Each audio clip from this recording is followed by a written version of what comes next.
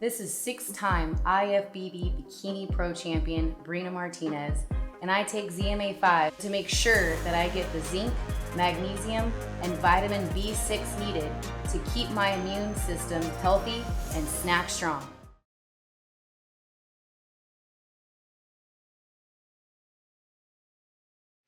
Hey everybody, how's it going? Marcos Villegas here with Justine Fortune. Blah, blah, blah. Justin, it's been a long day. You know that? Where I can't even pronounce your name, and I've known you for how many years now? Too long. Over 20. 20 years. I'm not 20 years. Maybe like 11. Oh, 11.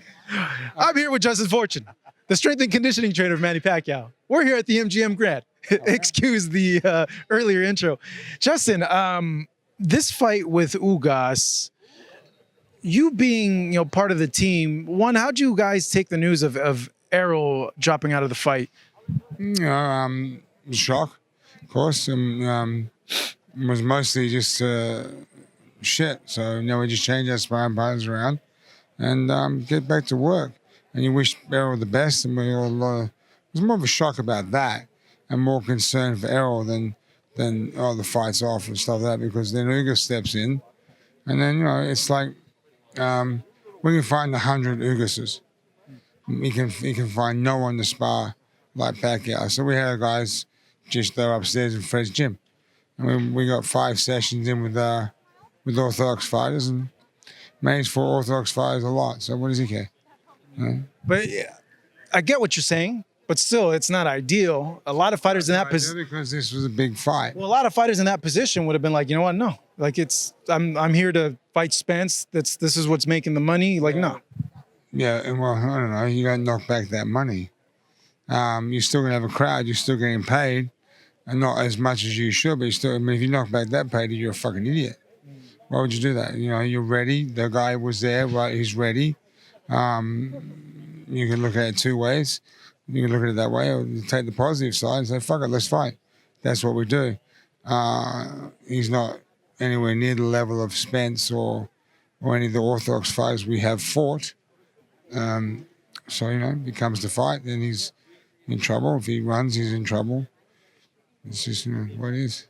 When you look at Ugas and the skills that he has, what's your honest opinion of what he can bring to the table and what can make this difficult for Manny in there with what he's bringing? He'll bring his absolute best, and that's what he expects. Nice guy, good, proper champion, carries himself really well, and he'll bring his best. Unfortunately, his best isn't enough. Not being mean, but it's just not. He doesn't have the experience level that Pacquiao has. Doesn't have who Pacquiao's fought, and Manny's in shape and determined to make a statement. He was going to do that with Spence, but now it'll just be Ugas. Do you think he stops Ugas? No, I predict stop. He needs to make a statement. Yeah. Yeah. So of course, you always want Manny to stop the fighters. Yeah, he'll be out there to show the people that at 42 he's a long way from finished. Back to Errol Spence. Manny, in seeing him progress into this camp, I felt like he was coming into his perfect form this last week, and this week his speed was on point. It was tremendous. Yeah, he still is. He still doesn't matter if it's Spence or Joe Blow. He's the same. We plan for this fight on this date, on this night, and that's where he is, and that's exactly where he is. Doesn't matter who it is. At his level, this level of boxing, that's what you have to do. You can't take, we're fighting this guy, so we'll just take the next 2 weeks off. Doesn't work like that. You're here for train for a reason, and that's what we do. Given that, though, do you think, or how do you think the Spence fight would have turned out, seeing how Manny was looking? I still think he would have beaten Spence. I still think he does. Unfortunately, it was we're glad Nevada Commission picked up the injury. Otherwise, it would have been more tragic, and we would have stopped both fighters. And nobody wants to see that. And Manny's not that guy. And neither is, honestly, neither is Spence. But it is what it is. That's the business, you know that. Yeah. It's a tough business. You've been with Manny for such a long time, and it feels like we're coming to the end, or at least pretty close to it. Just what do you think about? The end after 20 fucking years, mate. Jesus Christ. It's like, dude, when's it going to end? Yeah, I mean, it is. He'll probably get one in, and then he is moving towards his political career. So if we can get another fight in this year, given the timetable of his politics, then he will. But he loves fighting. And he'll keep fighting as long as he possibly can. See, that's what worries me, though, that he won't want to stop. Well, yeah, but as long as he keeps winning, it's very hard to stop when they throw this massive amounts of money at you. And like I said, once he starts to slow down, or once I start saying to Manny, hey, we need to do a few more rounds, then it's time to stop. Because we're always trying to pull him back because he's a workhorse.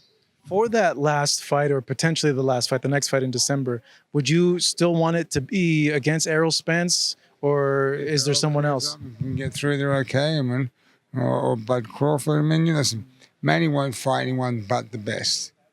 And it's as simple as that.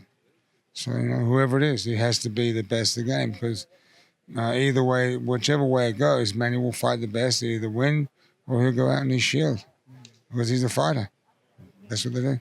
And I think that's what endears him to fans as well. They love the fact that, you're going to get action with Pacquiao all the way, no matter what happens. It's an action fight, and that's who he is. All right, I'll stop bugging you now. All right, Justin, thank you so much. Appreciate it. Here with Justine Fortune in Las Vegas, Marcos Villegas for Fight Up TV.